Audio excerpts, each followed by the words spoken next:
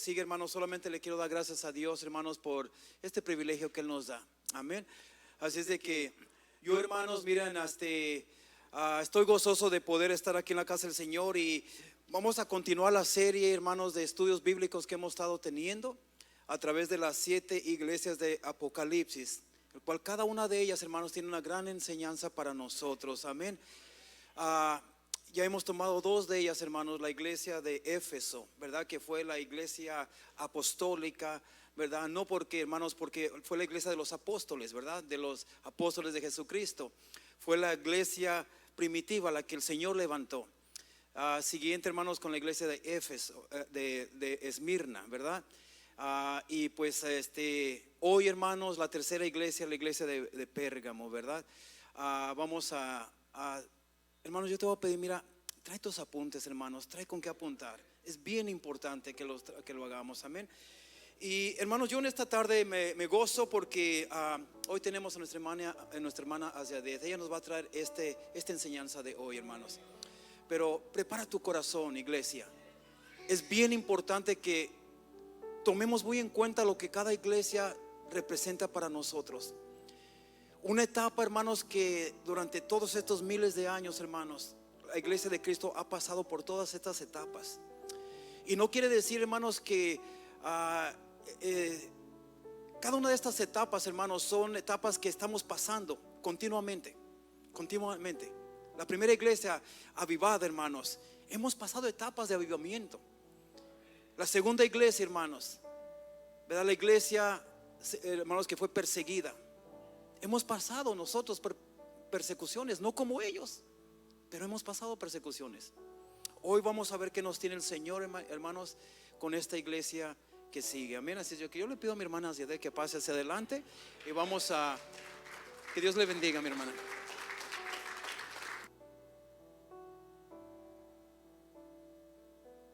Dios les bendiga, hermanos.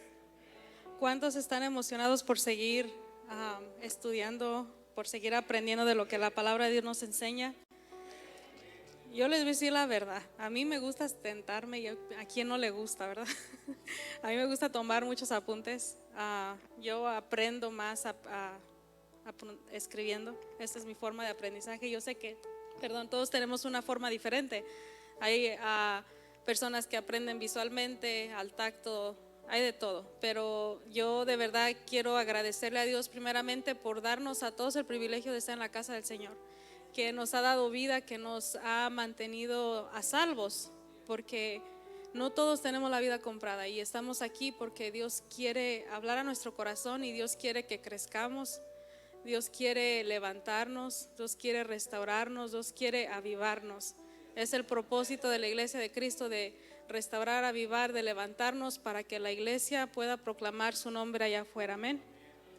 Y ahí donde están, quiero que se unan conmigo. Vamos a hacer una oración. Y más que nada quiero hacer una oración reprendiendo toda distracción. Quiero que empecemos y que le perdamos el miedo al diablo. Porque muchos de nosotros no les gusta meterse en guerra espiritual, no les gusta meterse con el diablo porque ay, qué miedo. Pero él no se tienta para atacarte, para robarte. A él no le interesas. Y nosotros sí, a veces como que le tenemos cierto respeto al diablo, y al diablo no hay que tenerle respeto. A él no. Entonces esta oración, porque yo sé que la presencia de Dios está aquí, yo sé que el Espíritu de Dios está dentro de nosotros. Entonces, si Dios está con nosotros, ¿quién está en contra de nosotros? Nadie. Señor, te damos gracias en esta noche, Padre amado. Gracias, Padre, por tu fidelidad, por tu amor, tu misericordia. Que es por tu misericordia, Padre, que yo estoy aquí parada, Señor. Que es la razón por la cual mis hermanos están aquí parados, Padre, en tu casa de oración. Te queremos dar las gracias, Padre, porque son infinitas, Señor, tus bondades hacia nosotros. Inmerecidas, Padre, que son tus bondades, tus bendiciones hacia nosotros, Padre. Tú, Padre amado, como hijos nosotros que somos tuyos, nos has dado una autoridad y nos has dado un poder y nos has dado una palabra para que nosotros aprendamos a usar esa palabra en contra de toda hueste de maldad, en contra de todo principado, en contra de todo aquello que se ha levantado a dormir a tu iglesia, todo aquello que se ha levantado a apagar la unción de tus hijos, todo aquello que se ha levantado a robar los dones, a robar la paz, a robar la estabilidad de los hogares. En el nombre de Jesús, hoy tu iglesia se levanta con el poder que tú nos has otorgado, Padre. Reprendemos todo espíritu de distracción que quiera venir a robar lo que tú quieres poner y depositar en nuestros corazones. Reprendemos toda mentira, reprendemos todo mal pensamiento que quiera venir, reprendemos toda saeta, reprendemos todo aquello que quiere venir a robarnos la bendición de tu palabra, Señor. No que sea palabra hablada por mí o que sea algo que salga de mi sentir, sino que es palabra tuya, Señor. Es tu palabra la que tiene el poder de cambiar a las personas. No es el pastor, no es el líder, no soy yo. Nosotros no tenemos el poder, pero tu palabra tiene el poder, Señor, de cambiar los corazones. Te damos las gracias, Padre amado, y disponemos nuestro corazón, disponemos nuestra mente, Señor. Abre nuestro entendimiento para poder entender tu palabra, Señor, que no es difícil de entender, pero el diablo nos ha hecho pensar que es difícil de entender, pero tu palabra es entendible para aquel que la quiere entender. Te damos gracias, Espíritu Santo, en el nombre de Jesús. Amén y amén. Pueden tomar su asiento, hermanos. Y yo sé que todos sabemos que hemos estado aprendiendo. Como les digo, a mí me gusta, y cuando te metes, y yo sé que es un amor que Dios nos da por la palabra del Señor. Pero decía el pastor ahorita de que le gustaba, ¿verdad? Que nos animaba que trajéramos apuntes. Si tú traes tu teléfono, a veces dicen, puedes hacer apuntes en tu teléfono, pero es un arma de dos filos que puede estar en contra de ti. Y yo te lo digo, viene de una persona joven que a mí ni la Biblia me gusta usar en el teléfono casi. El día que la uso es como que a veces porque quiero otra versión. Pero yo lo he dicho y lo hemos dicho, han perdido muchos hermanos míos la vida por este santo libro que está aquí, que la verdad no sé por qué le tenemos que cambiar y modernizarnos con un teléfono. Estando en el teléfono te puede entrar un mensaje, una notificación de Instagram, de Facebook, de TikTok, de lo que sea, y ya a veces te metes por curiosidad y no es lo mismo. Así que si traes tu Biblia, abrámosla en el capítulo 2 de Apocalipsis o Revelation chapter 2, y es ahí donde hemos estado aprendiendo sobre estas iglesias. Yo sé que todos estamos ahí, pero estas últimas 2 semanas que hemos estado aprendiendo de estas iglesias, sabemos que son mensajes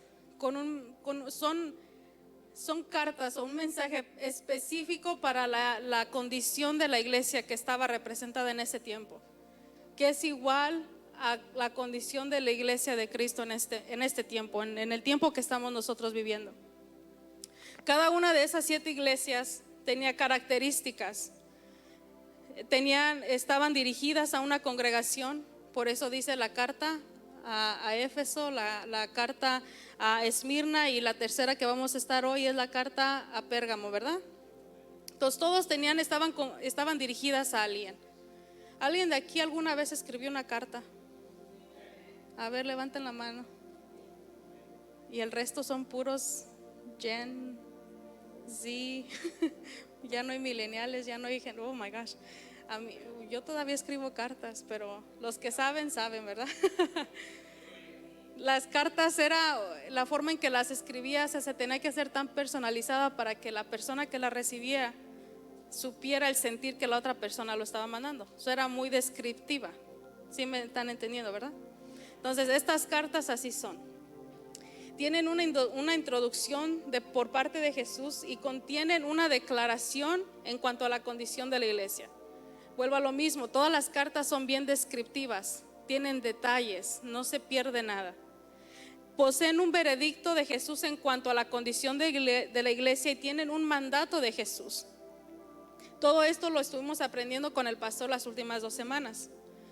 La primera iglesia, como les dije, era Éfeso, la segunda de Esmirna, y son cartas que fueron escritas ¿por quién? ¿Alguien se acuerda?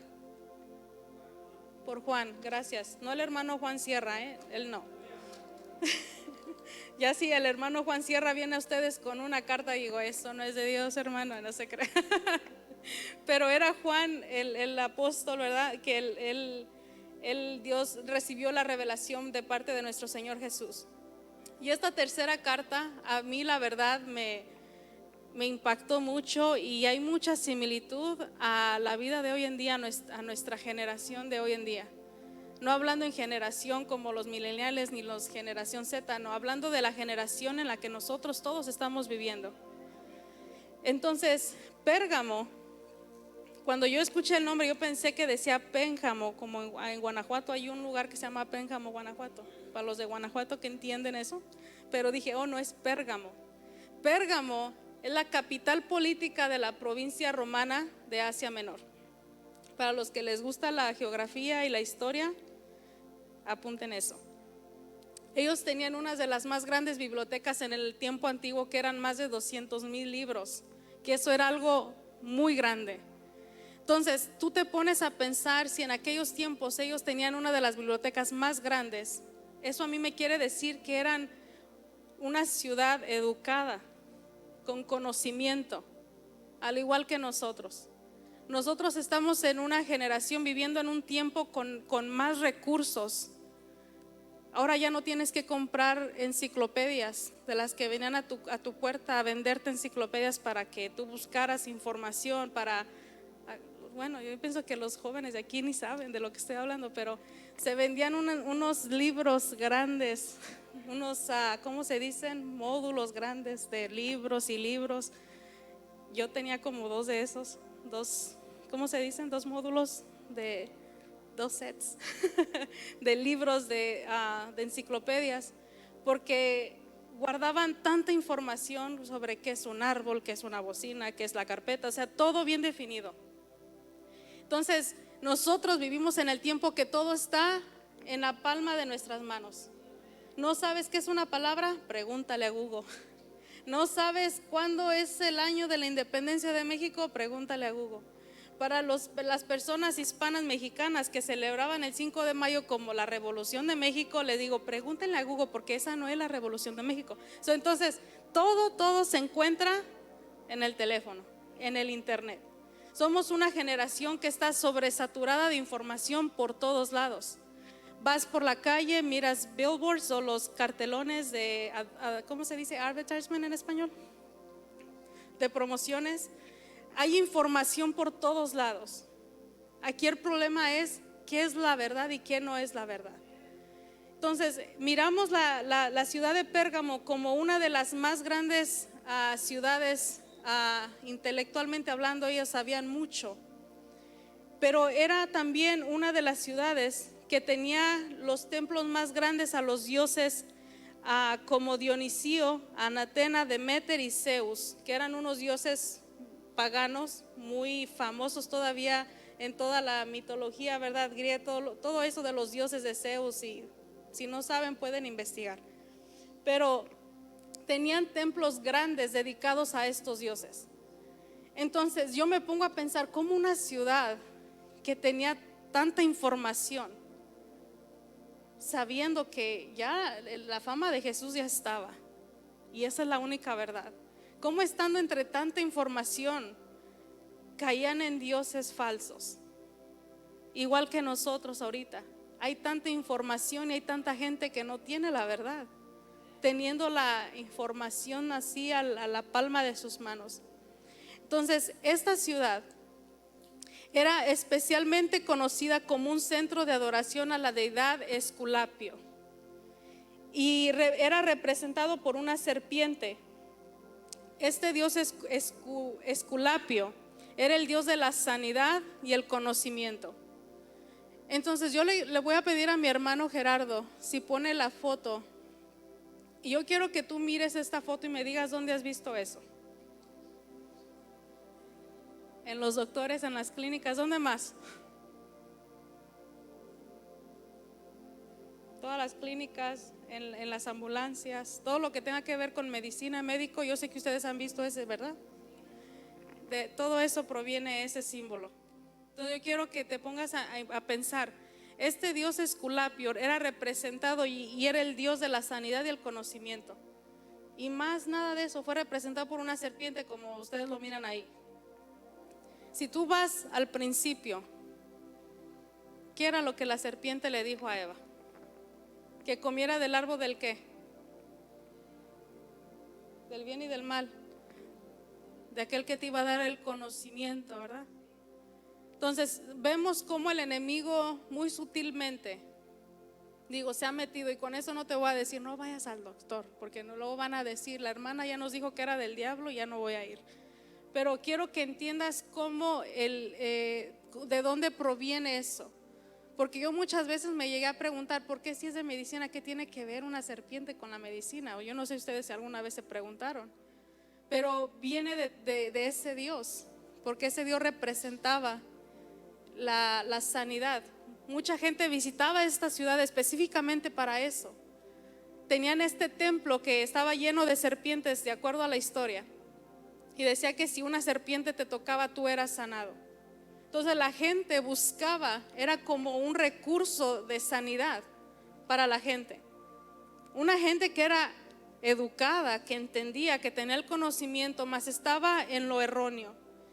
Y nosotros podemos mirar cómo el enemigo usa y siempre ha imitado todo lo que viene de Dios. Nosotros podemos ver, aquí cómo aunque ellos tenían el conocimiento, no podían reconocer la verdadera verdad que era Jesucristo. Nosotros hoy en día tenemos el conocimiento de tantas cosas, pero no tenemos sabiduría. Y tú me dices, pero es lo mismo. Y yo lo he dicho muchas veces, el conocimiento y la sabiduría no es lo mismo. A mí la Biblia me enseña que el principio del temor a Jehová es sabiduría. Si yo quiero ser sabia, yo tengo que temerle a Dios y ser una mujer temerosa delante de Dios. Yo puedo tener mucho conocimiento de la palabra, pero si yo no tengo temor a Dios, yo no soy sabia.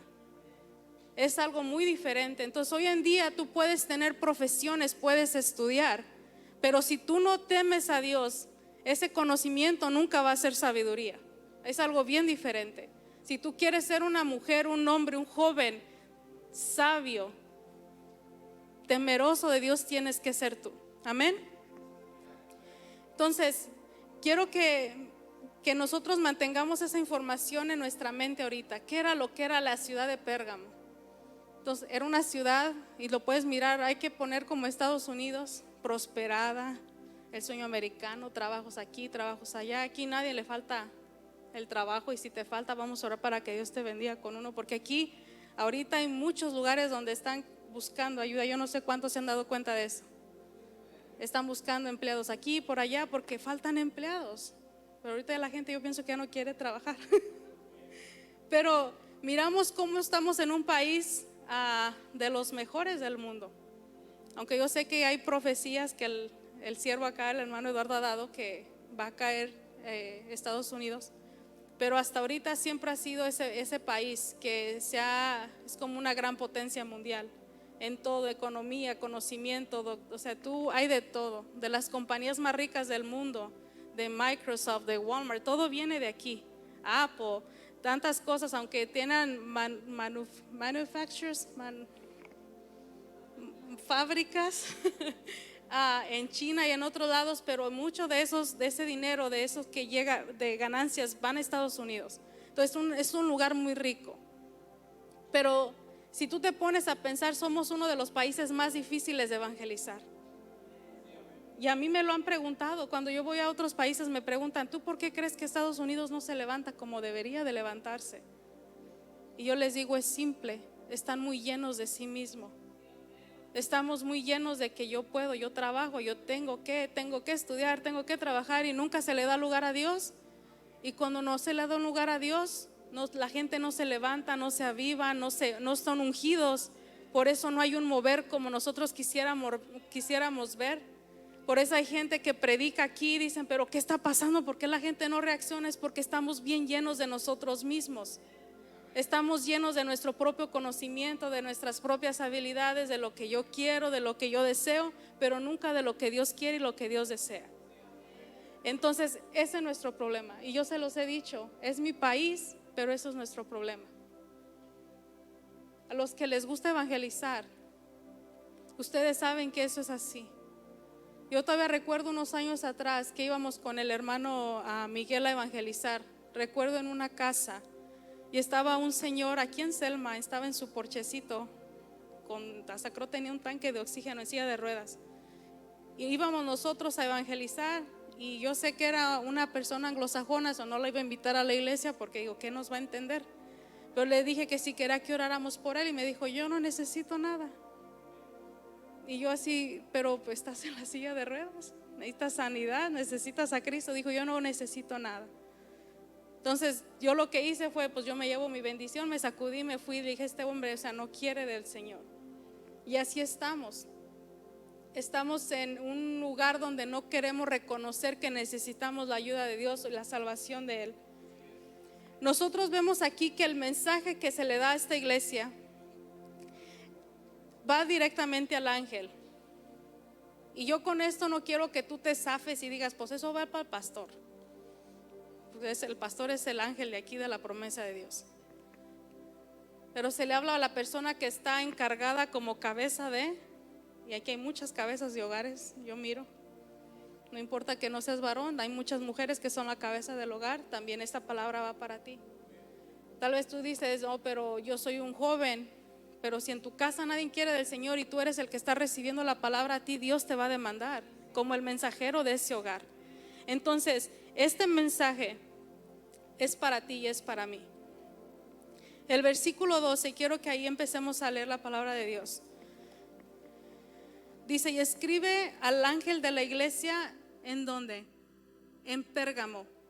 El que tiene la espada aguda, de 2 filos, dice esto.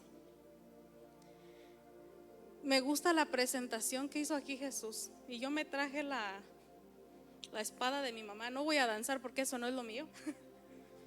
Mi mamá ha danzado mucho con esta espada. Pero Jesús en todas las iglesias, bueno, las 2 que estudiamos, se presenta de una forma especial y peculiar para cada una de ellas. Para la iglesia de Pérgamo, Él llega describiendo, dice, ¿qué es lo que fue lo que leímos? El que tiene la espada que aguda de 2 filos dice esto. Entonces yo quiero que tú te pongas, yo no sé cuántos han visto películas de guerreros de aquellos tiempos. Quiero que se imaginen, la voy a poner aquí porque a mí no me siento que voy a pegar algo. Pero cuando una persona anda con una espada, ¿viene en son de qué? De guerra. Viene en son de juicio. O sea, los pongo fácil para que me entiendan. Cuando una mamá o un papá sabe que su hijo se portó mal y entra con un cinto, ¿con qué viene? Ahí ya me entendieron. Viene porque viene a algo hiciste y pues vamos a ver, explícame qué pasó. Entonces nos habla de una espada de 2 filos y eso representaba la autoridad y el juicio. Jesús viene a esta iglesia con autoridad y juicio. Y eso a mí me debería de dar miedo. Sabemos que Dios es un Dios bueno, lleno de amor, hermoso, precioso, sí, gloria a Dios, pero también es un Dios fuerte que trae juicio, un Dios de autoridad, que nosotros lo hemos sabido y lo reconocemos a Él como un Dios todopoderoso. Entonces Él viene a esta iglesia como un Dios que viene en autoridad y juicio. Él viene con esa suprema autoridad y un potente juicio, yo lo diría, algo fuerte, algo que no es débil. En Apocalipsis 1:16, si yo le voy a pedir a alguien, yo sé que no les dije, si me puede ayudar a leer Apocalipsis 1:16 y lo pueden decir ahí en voz alta, quien sea. Gracias, hermano. Tenía en su diestra 7 estrellas, de su boca salía una espada aguda de 2 filos, y su rostro era como el sol cuando resplandece en su fuerza. Amén. Dice el versículo, dice es que él tenía a su diestra 7 estrellas y de su boca salía una espada aguda de 2 filos. De la boca de Jesús mismo, estamos hablando de Jesús, que él fue el que se reveló a Juan. Salía esta espada de 2 filos. Y yo antes de seguir no iba a entrar porque si nosotros estudiáramos lo que es la espada de 2 filos nos lleva a todo un servicio. en aprender que era una espada de dos filos. Pero sí quiero que salgamos de aquí con el entendimiento de lo que es la palabra de Dios. ¿Qué es lo que vamos a aprender aquí? Dice que él tenía, o se referencia ahora, Jesús les muestra a esta iglesia una espada de dos filos. Él se las muestra. Entonces, la espada de dos filos la podemos encontrar en Hebreos capítulo 4, versículo 12. Y quiero que vayamos ahí porque quiero que expliquemos bien lo que la palabra de Dios quiere decir. Y estos también son de los versículos que yo de recién que llegué al Señor se me quedaron mucho en la mente. Hebreos capítulo 4, versículo 12 dice: porque la palabra de Dios es viva y eficaz, y más cortante que toda espada de ¿qué? De dos filos, y penetra hasta partir el alma y el espíritu, las coyunturas y los tuétanos, y discierne los pensamientos y las intenciones de ¿qué? Del corazón. Esta es la descripción de la palabra de Dios. La palabra de Dios expone todas nuestras debilidades de una manera, muestra su poder inherente o inseparable. Es algo tan poderoso que no se puede separar, es algo que está ahí, ¿verdad? Y tiene intensidad y precisión. ¿A qué se refiere que la palabra tiene intensidad y precisión? Y quiero que nosotros nos pongamos a ver como un cirujano, porque cuando estaba yo estudiando esto, Dios me mostraba que era como una radiografía interna. Es el efecto de la palabra de Dios. Cuando tú vas al doctor y quieres saber si hay algo mal en ti, te tienen que hacer una radiografía para ver más a profundidad si hay algún problema dentro de ti. Cuando tú y yo venimos a la palabra de Dios, nos realiza esa radiografía interna y nos muestra nuestras debilidades, que todos que estamos aquí tenemos una debilidad, o una o dos o muchas debilidades. Nos muestra nuestro pecado, nos muestra nuestra humanidad y qué tan apartados estamos de Dios, qué tan lejos estamos de esa imagen que Dios nos dice que somos hechos a su imagen y semejanza, no solamente a la imagen propia física, sino a la semejanza, el carácter de Dios. Y tú me puedes decir, hermana, eso es imposible de ser, pero esa es la meta que Dios ese es el nivel que Dios quiere que nosotros lleguemos y buscamos día a día hacer como Cristo. La palabra de Dios nos diagnostica la condición del hombre, del corazón. Por eso a veces cuando el pastor o la pastora, cualquiera que se para aquí a predicar y dices tú, ¿quién le dijo lo que yo estoy haciendo? ¿Quién le dijo al pastor? ¿Quién fue con el chisme al pastor decirle que yo andaba en el baile anoche? ¿Quién le dijo al pastor que yo estoy saliendo con otra mujer o con otro hombre? ¿Quién le dijo al pastor que yo no estoy orando? ¿Quién le dijo a la hermana que oró por mí que yo no estoy orando? Que yo no puedo perdonar. No es tanto la persona, hermano, hermana, que estás aquí, es la palabra de Dios. La palabra de Dios cuando viene a nuestras vidas dice que es más cortante. Eso quiere decir que nos va a herir, va a entrar tan profundo de nuestro ser a todo aquello que tú y yo a veces tratamos de esconder. Y si tú te pones a pensar dice que en las coyunturas, en el tuétano está dentro de ¿dónde? Del hueso. Es lo más profundo de un ser humano, podemos decir, físicamente lo más profundo de nosotros. Todo lo que se esconde, la palabra de Dios es lo que hace, entra hasta lo más profundo de tu ser. Por eso a veces te sientes atacado con la palabra que se da. Pero ese es el poder de la palabra de Dios. La palabra de Dios, como les dije, nos discierne y tiene otras características, nos da vida. La palabra de Dios no nada más te va a mostrar lo que estás mal, te va a mostrar que en ella se encuentra la restauración, se encuentra la vida que tú necesitas. Si tú estás muerto o muerta espiritualmente, aquí tú vas a encontrar la vida. Y eso lo miramos en Salmo 119, 93 y Mateo 4:4. Puedes apuntar y en tu casa tú puedes estudiar. Es la iluminación o nuestra guía. Salmo 119, 105, versículo 105 y el 130. La palabra de Dios es poder. Y así como yo los vaya dando, hermano, ya usted puede ir agregando versículos. Es Juan 36.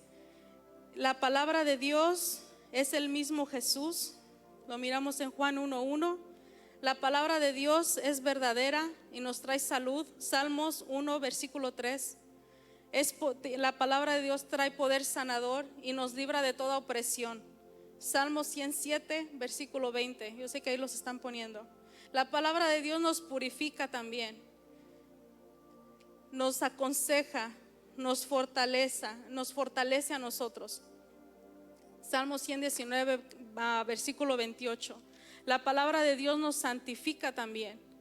Entonces, nosotros, para poder ser santos, para poder vivir una vida que le agrade a Dios, tenemos que meternos a la palabra de Dios. No hay de otra. Tú puedes decir, pero yo oro, hermana, pero si tú no lees la Biblia, de nada te va a servir tanta orada.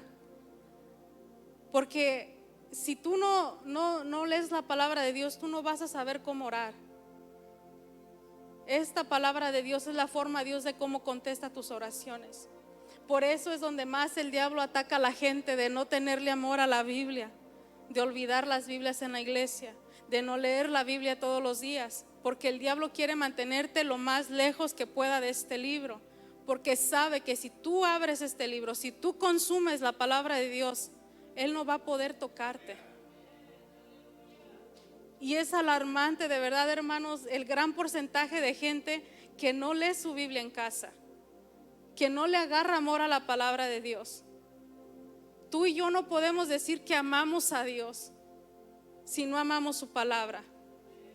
Tú y yo no podemos decir, yo me quiero ir al cielo, si a ti no te gusta escucharlo. ¿Para qué quieres ir al cielo si el único que vamos a ver es a Él?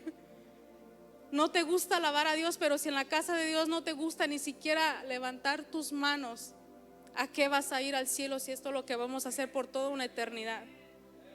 Y yo te lo digo no para juzgarte, sino para que entendamos que si de verdad tú quieres pasar una eternidad con Dios, tenemos que dejar toda la pereza a un lado y elegir y decirle al Señor, yo elijo, porque es una elección propia. Esto no es de que si yo te quiero jalar, y a veces nosotros eso hacemos, jalamos a la gente, animamos. Es nuestro trabajo hacerlo por amor, porque queremos que tú también recibas el beneficio de estar en la presencia de Dios. Pero tú tienes que elegir, yo quiero estar en la presencia de Dios, yo quiero un día estar con Él, yo quiero que si Cristo viene por mí, yo me quiero ir con Él. De que si yo quiero ser una persona sabia, yo quiero leer la palabra de Dios. Por eso ahorita la gente ya no la lee. Y yo quiero que te preguntes, ¿cuándo fue la última vez que tú leíste la Biblia? ¿Cuándo fue la última vez que tú te sentaste? No porque tenías que hacer un devocional, sino que tú dijiste, tengo ganas de alimentarme de la palabra, de sentarme. Y créeme, hermano, si tú te sientas, se te van las horas ahí, porque te metes, te envuelve. Así como cantamos, Señor, envuélveme en ti, envuélveme en tu presencia. Es más que un canto, la palabra de Dios te enamora. Y es tanto el amor, como yo el otro día hablaba con Andy y yo le decía, ¿verdad que cuando alguien te dice yo te amo, le dices, pruébamelo? ¿Cuántos han dicho eso? Varios lo hemos dicho. Si de verdad me amas, pruébamelo. Siempre para comprobar si algo es verdadero se pone a prueba. Jesús ya lo probó, yo te amo, di mi vida por ti. Si tú amas a Dios, pruébalo. Pruébale tú a Dios. De verdad, Señor, yo quiero estar contigo. ¿Estás dispuesto a dejar una hora al día para mí?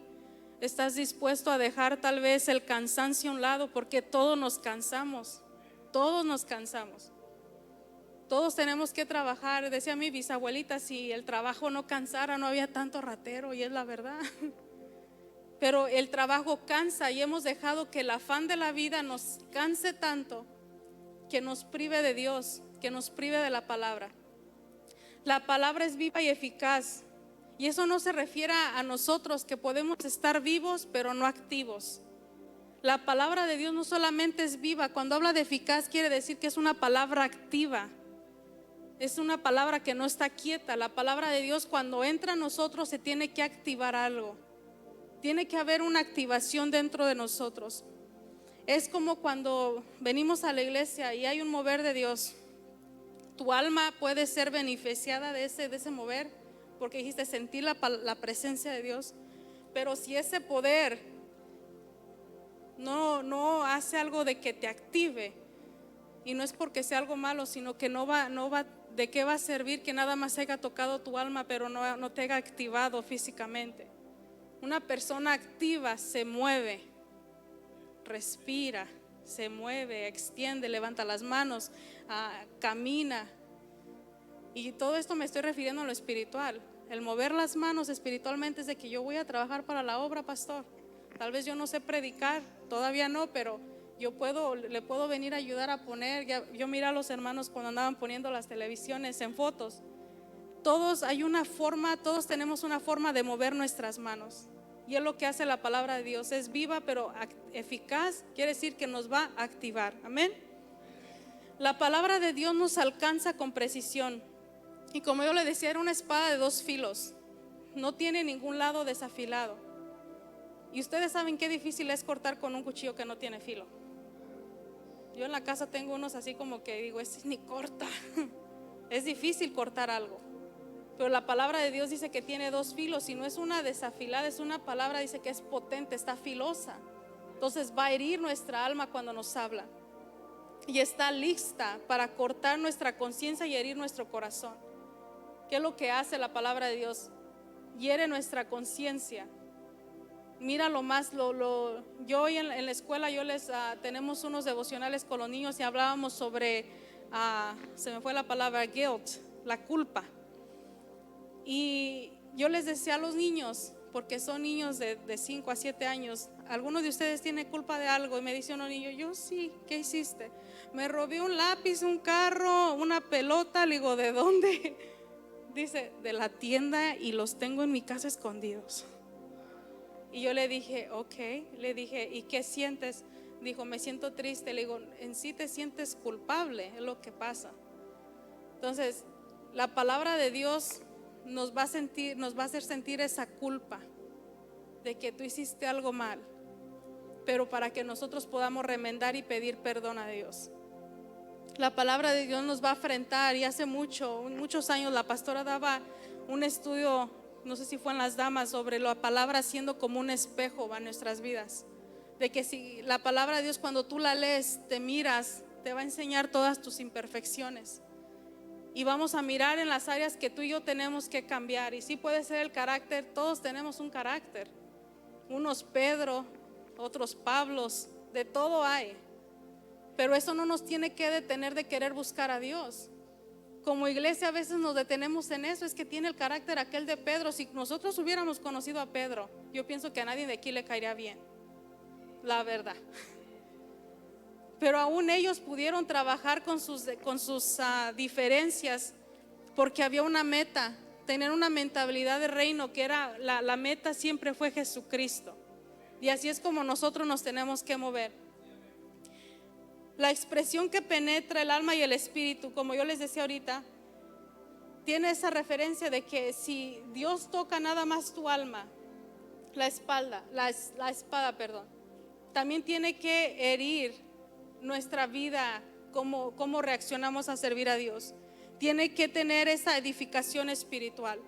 No puede nada más venir a tener un toque del Señor, pero tiene que tocar nuestra vida espiritual.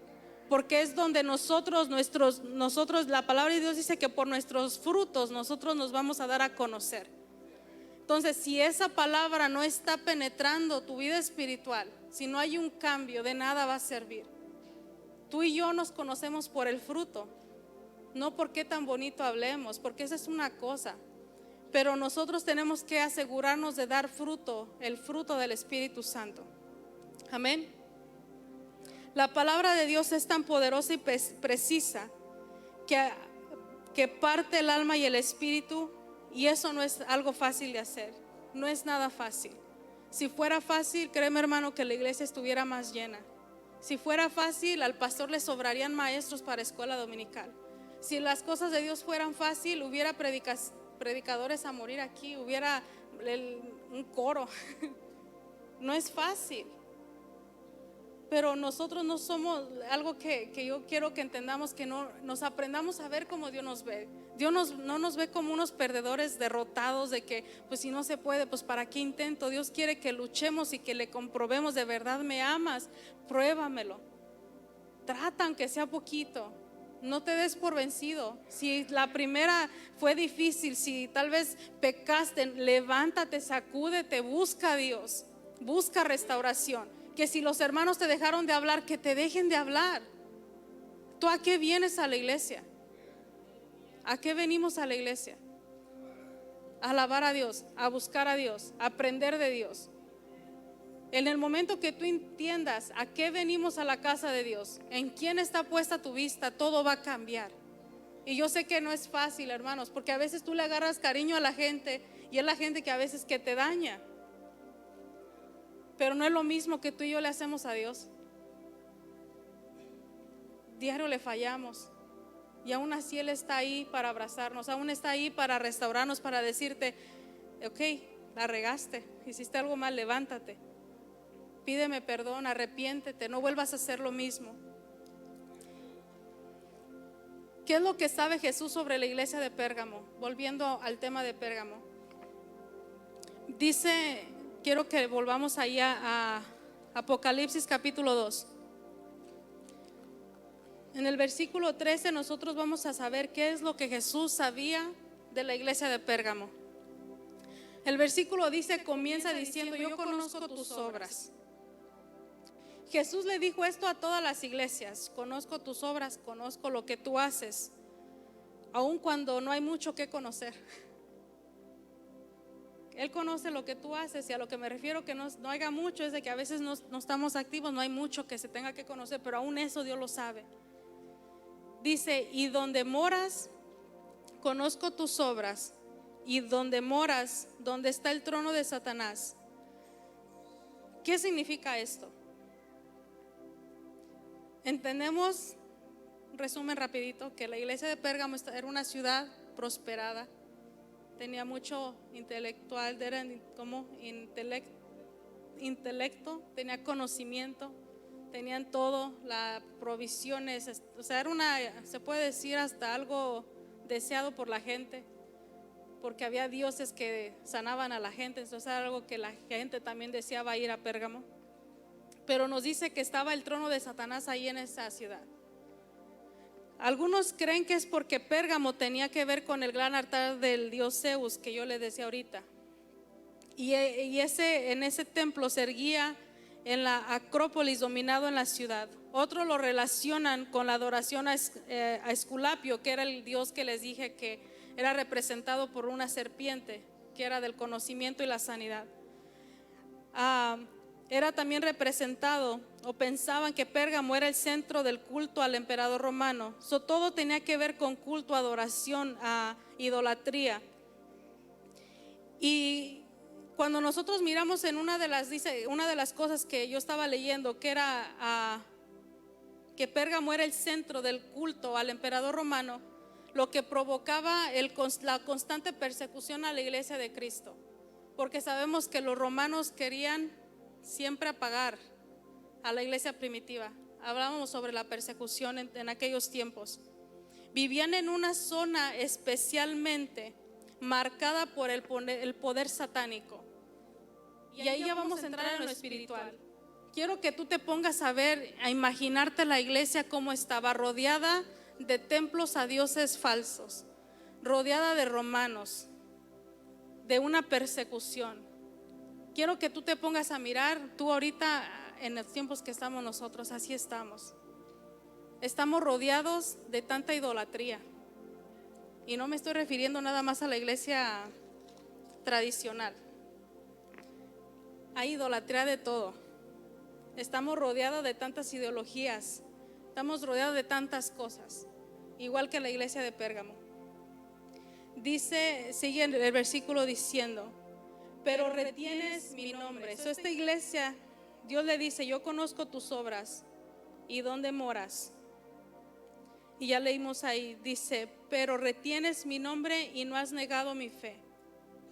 A pesar del hecho de que estaban rodeando de tantas cosas, Jesús aquí les da un elogio a la iglesia y le dice que retienes mi nombre, a pesar de todas las ciudades donde ellos vivían, tan difícil que era, porque aquí nosotros podemos ser testigos de que es difícil seguir a Dios en los tiempos en los que estamos viviendo, porque nuestros jóvenes, nuestros niños, ustedes están bombardeados por tantas cosas, no solamente en el trabajo, en la escuela, sino en las redes sociales. Hay tantas cosas que el enemigo está constantemente aventando a bombas espirituales, yo les llamo, para cautivar la atención de nuestros jóvenes. Amén. Dice, pero retienes mi nombre y no has negado mi fe. Es importante asegurarnos que la fe que pertenece a Jesús la retengamos, porque tú y yo podemos tener fe a tantas cosas menos en Jesús. Podemos tenerle fe al gobierno, a la provisión que el gobierno te puede dar. Puedes tenerle fe al trabajo que tú tienes. Pero es importante que aún en medio de todo esto, tu fe no venga de la estabilidad económica que te da tu trabajo. Que no venga de decir, yo estoy muy bien, gloria a Dios, pero mi fe está en mi trabajo, porque gracias al trabajo a mí no me falta nada. Tenemos que tener cuidado que esa estabilidad, esa fe venga de Jesús y no de cualquier otra cosa. Seguimos ahí leyendo y yo sé que es algo corto el tiempo, pero seguimos. Dice, pero retienes mi nombre y no has negado mi fe, ni aún en los días en que Antipas, mi testigo fiel, fue muerto entre vosotros. ¿Quién es Antipas? Este hombre, no hay mucho que se describa de él, no hay mucho que hable de quién era Antipas. Pero a mí me llamó la atención que le dice que es su testigo fiel. Jesús le está diciendo al apóstol que Antipas es su testigo fiel. Y yo la única definición que yo encontré en la Biblia, al que le dicen testigo fiel, ¿a quién es? A Jesús. Y yo me puse a pensar, ¿qué le vio Jesús a Antipas para decirle que era su testigo fiel? No hay mucho que se diga de este hombre, porque la Biblia no habla mucho de él. No era una persona famosa, tal vez como los apóstoles, pero lo poco conocido de él causó algo en Jesús, que él mismo lo dijo: él es mi testigo fiel.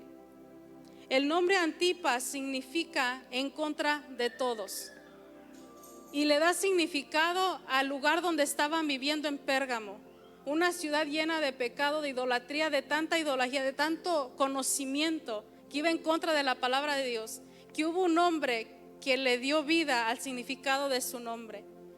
Él fue en contra de la corriente. Él, supuestamente a la historia, y me parece, no sé si fue la semana pasada o antepasada, que el pastor mostró una foto de unas personas, cómo fueron ellos martirizados por causa del nombre de Jesús. Pero dice que él, debido a su constante testimonio fiel, frente a todo mal satánico presente ahí, él siguió. Y por causa de esto, dice que fue asado vivo dentro del estómago de un toro, con una higuera abajo, una lumbre abajo del estómago del toro. Y yo quiero que tú te pongas a pensar en esa, y digo, es una escena macabra, fea, de una película de terror. Cómo la fe de un hombre, no tanto la fe, sino el amor que él le tuvo a Jesús, el amor que le tuvo a la obra, de decir: hasta la muerte, mi Señor, yo te voy a servir. Su nombre le dio vida, él le dio vida al significado de su nombre. Antipas significa en contra de la corriente. Él fue en contra de todo lo que el mundo le ofrecía, en contra de todo. Mi pregunta para ti en esta noche: si tú le estás dando significado o le estás dando vida a lo que Dios dice de ti. Y yo yo tengo personas favoritas en la Biblia. Siempre lo he dicho, Pablo es uno. Hay varios. Yo pienso que es difícil escoger a uno, pero cuando leí sobre Antipas dije: ¿dónde estaba este tipo? Leemos la Biblia y a veces no le tomamos significado a las personas, a los nombres que se hablan, pero cuando tú te metes a estudiar la vida de los hombres y mujeres de Dios que pelearon hasta el fin, tú aprendes mucho. Y este hombre, a pesar de lo que él estaba pasando, se le dio el título de testigo fiel. Quiere decir que él siguió a Jesús imitándolo tal y como él era. Él imitó tanto a Jesús que Jesús mismo le dijo: es mi testigo fiel. Y a mí la palabra me dice que el testigo fiel es Jesús. Entonces no era que eran dos diferentes, sino que Antipas imitó tanto a Jesús que Jesús mismo lo reconoció casi igual que él. Este es mi siervo. Y nosotros, aunque estemos en la ciudad de Pérgamo ahorita, tenemos que darnos a conocer y ser testigos vivos y eficaces como la palabra. Que seamos vivos y activos, que no nos importe la ideología que el mundo te está presentando, que no te importe lo que está pasando de idolatría, tantas cosas que hay allá afuera, que tú vayas en contra de la corriente sin importarte nada. Antipas no le importó nada y él fue en contra de la corriente, siendo ese testigo fiel. Lo que Jesús tenía en contra de los cristianos en Pérgamo eran dos cosas.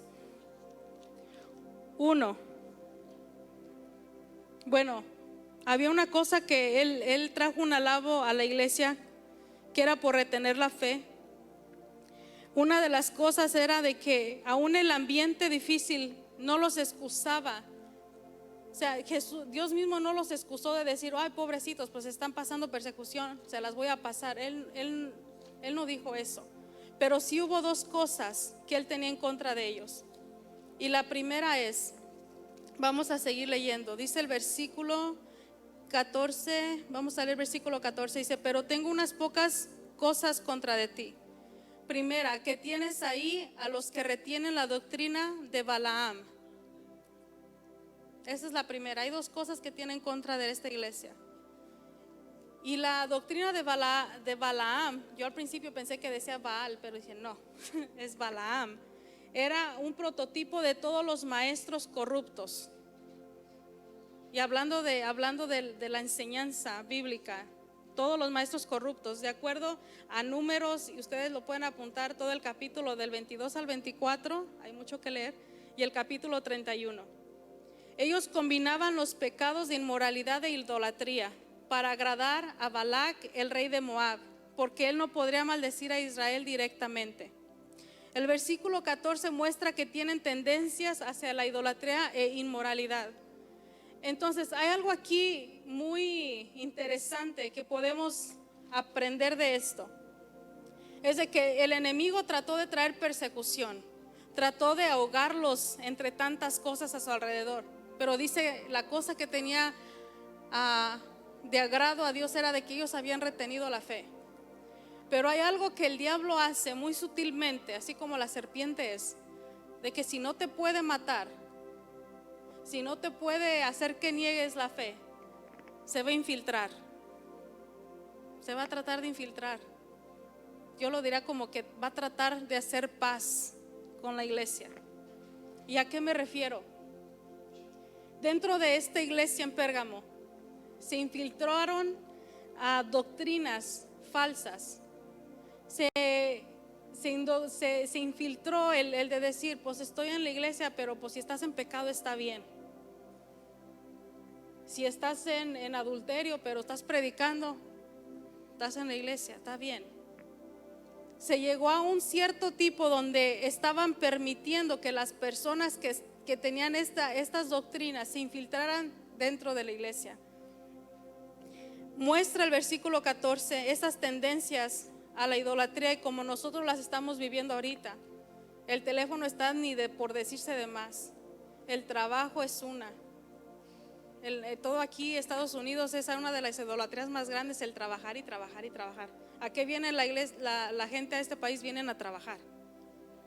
Vienen a buscar el sueño americano, dicen: me vengo a matar para hacer mi casa en México, vengo a trabajar. Y esa es la idolatría de este país, el trabajo. A donde yo voy me dicen: es que ustedes trabajan mucho. Y yo, pues, ¿qué no quieren trabajar? Pero llegan a un cierto punto que nos conocemos ya no tanto por el país que era la libertad a la adoración a nuestro Dios, sino que ahora se reconoce por un país que le gusta trabajar tanto, que ese es su Dios, el trabajo.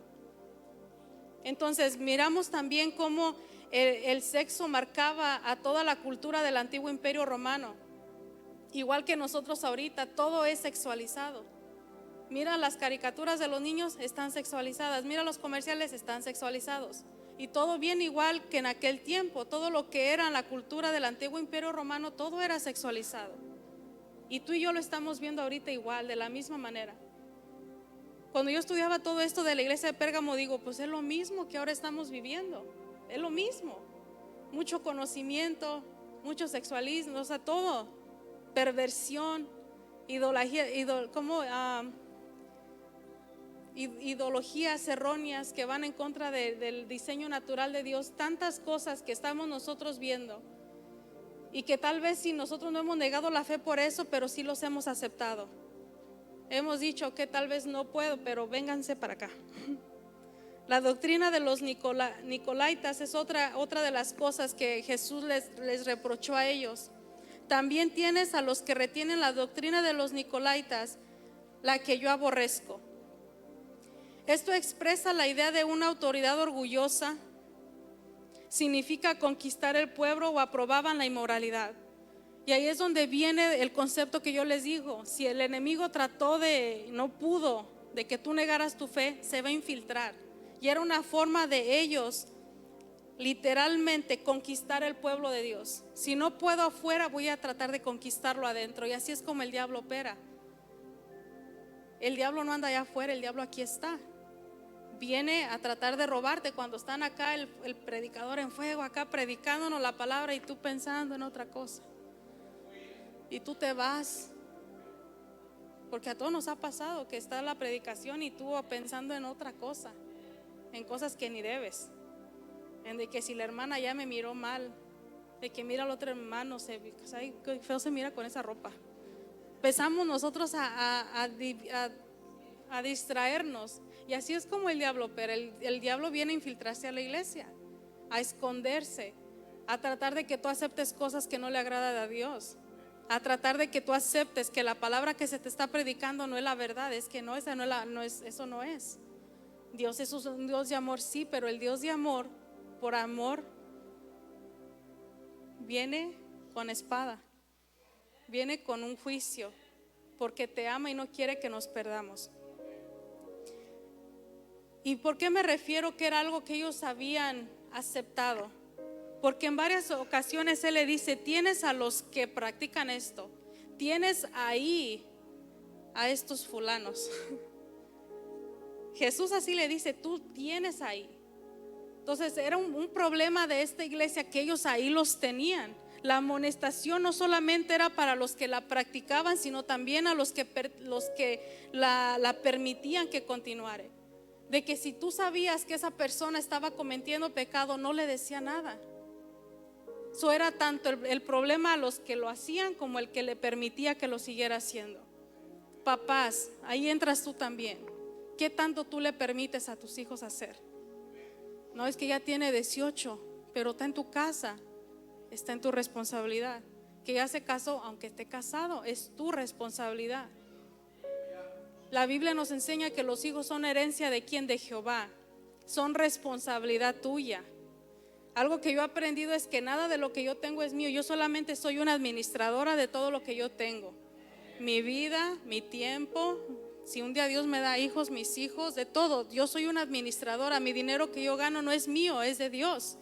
Entonces Dios dice que tenemos que ser buenos que administradores de todo. Somos como managers, como gerentes. Entonces, ¿cómo estás tú ministrando lo que Dios te dio? En este caso estamos hablando de tus hijos. ¿Cómo estás tú permitiéndole tú a tus hijos que vivan su vida? Y digo hasta ahorita, porque tú en tu casa, y hay algo que yo los he escuchado y que a veces les digo, ay, me dan ganas de yo ya voy a cumplir 17, 18, ahora ya le bajaron a 17. Yo ya sé lo que yo quiero, como la película nueva de Disney que salió, que les digo, no dejen que sus hijos la miren. Se me olvidó cómo se llama. Turning red, convirtiéndote o haciéndote rojo, no sé qué. La ideología de esta película es de que honrar a tus padres, como que hasta qué punto. Yo quiero decir lo que yo pienso, lo que yo quiera decir. Entonces caemos en hacer nuestra propia voluntad y no la voluntad de Dios.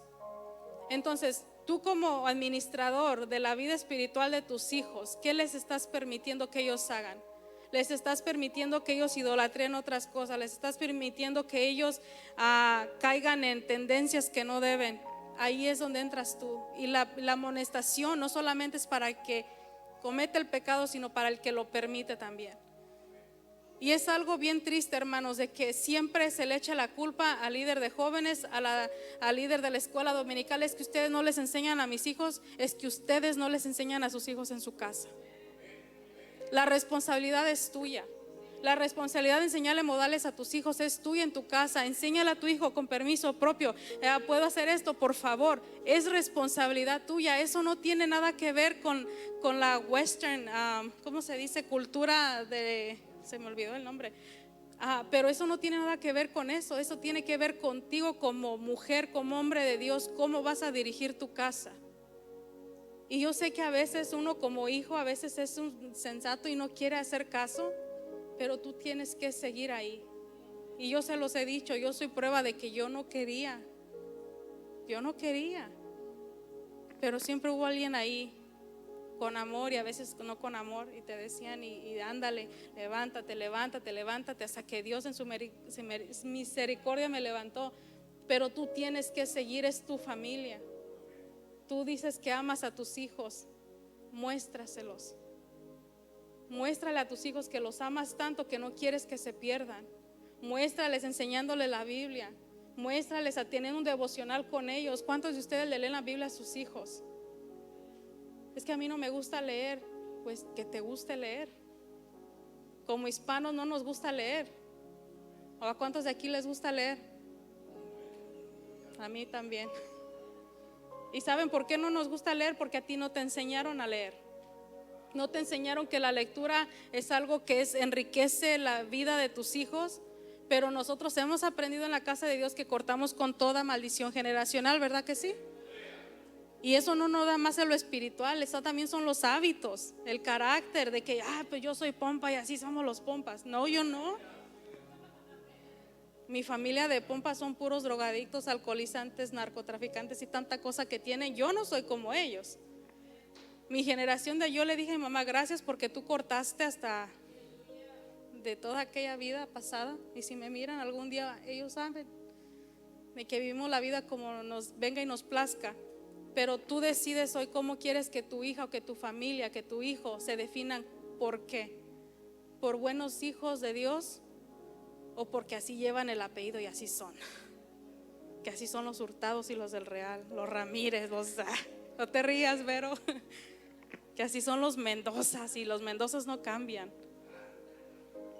Así no va, hermanos. Nosotros tenemos que ser los cristianos que aceptamos lo que Dios nos dice, amén. Y ya se me está acabando el tiempo, yo sé. ¿Cuál es la solución que Jesús les presenta a esta iglesia? Y es una solución que trae promesas. Dice el versículo 16, por tanto, arrepiéntete. Versículo 16, por tanto, arrepiéntete. Una simple solución que va a traer mucha bendición a todos nosotros. La palabra sobresale aquí porque a 5 de las iglesias se les dijo esto, se les mandó, era un mandato que Jesús le dice: si tú no quieres que yo venga a ti con la espada, que yo venga a ti con juicio, arrepiéntete. Y es algo que Dios nos dice a nosotros: arrepiéntete. ¿Qué pasa si yo no me arrepiento? Si yo no lo hago, me voy a enfrentar al juicio de Jesús. Y créeme que tú y yo no queremos presentarnos ante un Dios vivo que venga a ti en juicio, que venga a ti, si no, nosotros vamos a ser culpables. Si Dios viene ahorita y nos trae juicio a nuestras vidas, ninguno de los que estamos de aquí vamos a salir vivos, ni los bebés, porque ellos traen y cargan las generaciones de uno. Nadie de los que estamos aquí. El juicio, si el juicio empezara en la casa de Dios, Primera de Pedro 4:7, si alguien la puede leer, por favor. Primera carta de Pedro 4:7. rapidito. Yo sé que ya se quieren ir. No, ¿verdad que no? Mas el fin de todas las cosas se acerca. Sed pues sobrios y velad en oración. El versículo 17, hermano. También, 7 y el 17. Porque es tiempo de que el juicio comience por la casa de Dios. Y si primero comienza por nosotros, ¿cuál será el fin de aquellos que no obedecen al evangelio de Dios? Se nos da aquí un consejo a nosotros. Dice, mas el fin de todas las cosas se acerca, y eso lo sabemos. Sed pues sobrios y velad en oración, que es como nos tenemos que permanecer. Dice, porque es tiempo, el tiempo es hoy, diga conmigo, el tiempo es hoy, de que el juicio comience por la casa de Dios. El juicio va a empezar por tu casa. Y lo hemos dicho, cuando Dios habla, empieza de aquí, de los que están acá en el altar hasta allá. Empieza de tu casa, de los papás hacia los hijos. El juicio empieza en la casa de Dios. Si tú te pones a imaginar, si viene el juicio con nosotros y si aquí no sale no buenas noticias, más adelante dice, ¿y qué va a ser de aquellos que no sepan? Imagínate tú eso. El juicio va a comenzar aquí con nosotros. Dice, el que tenga oído, por tanto arrepiéntete, por si no vendré a ti pronto y pelearé contra ellos. Eso es un mandato que nos manda a nosotros arrepentirnos, ¿verdad? El que tenga oído nos muestra los peligros de las falsas enseñanzas que ya estaban en este día igual que nosotros. Pero si nosotros en verdad nos arrepentimos, hay promesas y hay recompensas que vamos a recibir. En lo que yo doy estos 3 puntos, yo quiero a los hermanos que me ayuden a pasar algo allá. Los hermanos, los sugieres, les van a pasar algo pequeñito. Ya van a empezar. Ahora, lo que les van a dar, no quiero que la avienten, no quiero que se la coman. Si hay niños, no quiero que se la coman. No quiero que la vayan a dejar tirada aquí adentro tampoco. Si ya después la quieren tirar, la tiran allá afuera. Pero hay promesas y recompensas que Jesús nos promete cuando nosotros reaccionamos y nos arrepentimos. Dice, al que venciere, al espíritu de adaptación a la falsa enseñanza, al que venciere a toda la inmoralidad, recibirá maná escondido. Eso significa una perfecta provisión de Dios, el verdadero pan del cielo. Como en Juan 6:41 dice, no sé si lo pueden poner en la pantalla ya, Juan 6:41. Si lo pueden poner ahí, dice Juan 6:41, murmuraban entonces de él los judíos porque habían dicho, yo soy el pan que descendió del cielo. Jesús mismo es nuestra provisión del cielo. Él es nuestro pan. Al que venciere a toda inmoralidad, aquel que venciere, nosotros vamos a recibir ese pan, esa provisión celestial que es Jesús. Dice, y le daré una piedrecita blanca, que es la que las están pasando ahorita ahí con ustedes. Y yo se las quiero enseñar, y créeme que no es la gran cosa, están bien chiquitas. La mía está más grande porque sí la ven, ¿verdad? Okay. Cuando yo estaba estudiando esto, Dios me recordó de esta piedra. Para mí esta piedra puede ser cualquier cosa, pero para mí es bien especial. Está conmigo desde el 2018. Un pastor en Cuba, en Holguín, Cuba, en una provincia que tuvimos que bajar a ese lugar en bueyes, que yo nunca me había subido a un buey. Ustedes saben esos bueyes grandotes que los traen amarrados, y íbamos arriba de esos bueyes y la cosa se movía así. Yo, oh my God, sentí que toda la espalda se me descompuso. Pero bajamos a ese lugar y cuando ya nos íbamos de esa iglesia, el pastor me alcanzó y me dijo, hermana, y yo, dígame, le quiero dar esto. Y yo la agarré así como que gracias.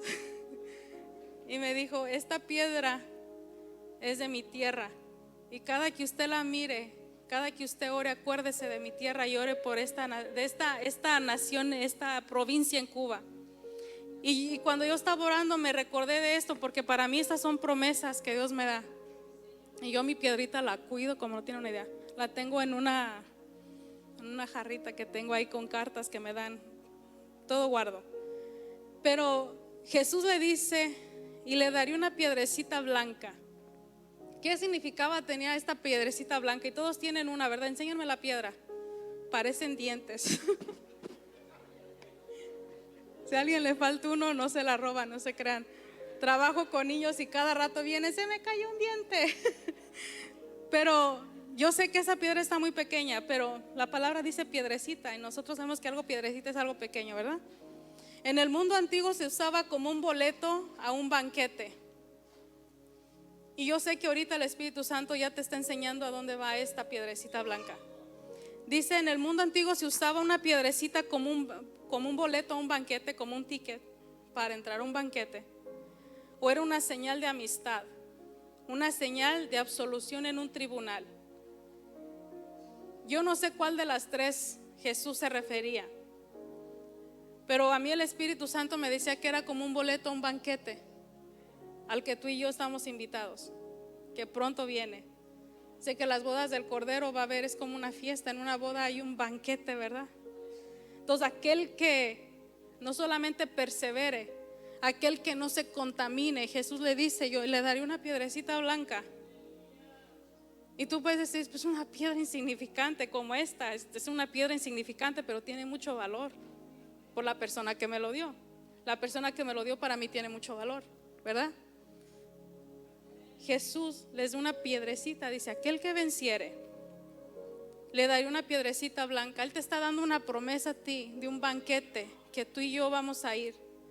Si un día tú te decides, yo me voy a arrepentir, yo no me quiero contaminar, yo no quiero que aún cualquier doctrina que se quiera meter aquí, yo no contaminarme.